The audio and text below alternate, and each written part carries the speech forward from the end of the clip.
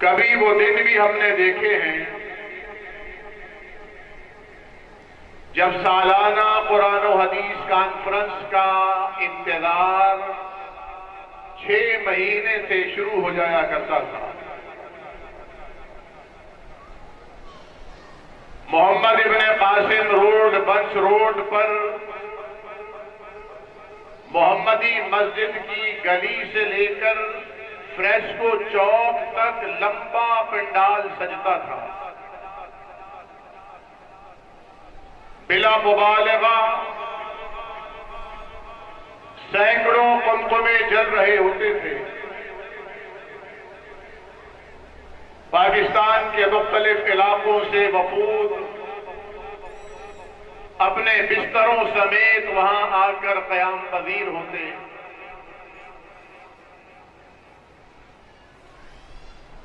ایک ایسا ایمان افروز ولولہ انگیز منظر ہوتا جس منظر میں آ کر، جس سما سے بندھ کر، جس موسم میں شریک ہو کر کوئی کسی ایک مبلغ، عالم، مقرر، خطیب کے ملفوظات سن کر دین کے دائرے میں داخل ہو جاتا۔ لیکن پھر حوادث حالات نے قدم جمائے، روشنیوں کے شہر کو نظریں لگیں، یہاں قال اللہ و قال الرسول کی صداؤں کی جگہ لسانیت، صوبائیت، قومیت کی آوازیں گونجنے لگیں، محبتوں کی جگہ نفرتوں نے لی، الفتوں کی جگہ عداوتیں پیدا ہوئیں، کہیں زبان کے نام پر، کہیں رنگ نسل کے نام پر، کہیں علاقے اور صوبے کے نام پر تفریق کی گئی۔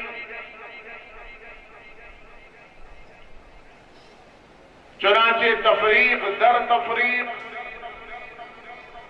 تقسیم در تقسیم کا آج ہم شکار ہیں، اور بدقسمتی سے ہر آنے والے دن اس میں اضافہ در اضافہ ہوتا چلا جا رہا ہے۔ قرآن کریم فرقان حمید کی جو آیت میں نے آپ کے سامنے تلاوت کی،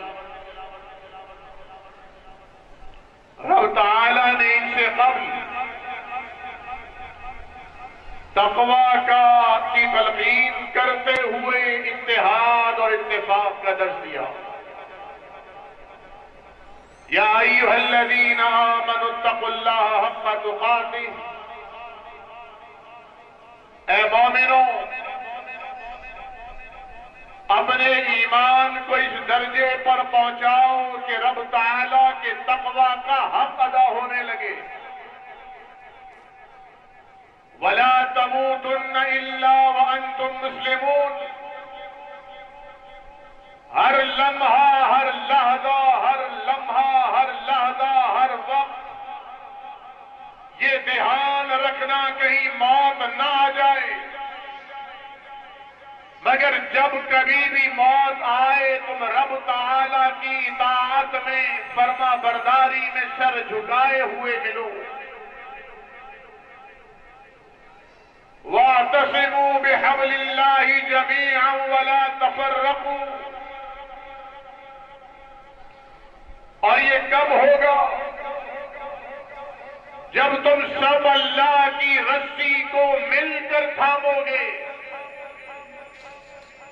وَلَا تَفَرَّقُوا، علیحدہ علیحدہ ہو کر، ٹکڑیوں میں بٹ کر،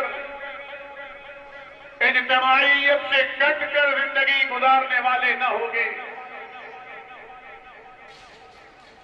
قرآن نے دوسرے مقام پہ فرمایا تھا، اختلاف کرنے سے، افتراق کرنے سے، دشمن کی نظروں سے تمہاری ہیبت ختم ہو جائے گی۔ تو تمہاری شان اور شوکت لوگوں کی نگاہوں سے اٹھ جائے گی. تذهب ريحكم، تمہارے پیروں میں استقامت باقی نہ بچے گی، تمہارے قدم اکھڑ جائیں گے. آج کوئی کارواں سے ٹوٹا، کوئی بدگماں حرم سے کہ میرے کارواں میں نہیں ہوئے دل نوازی.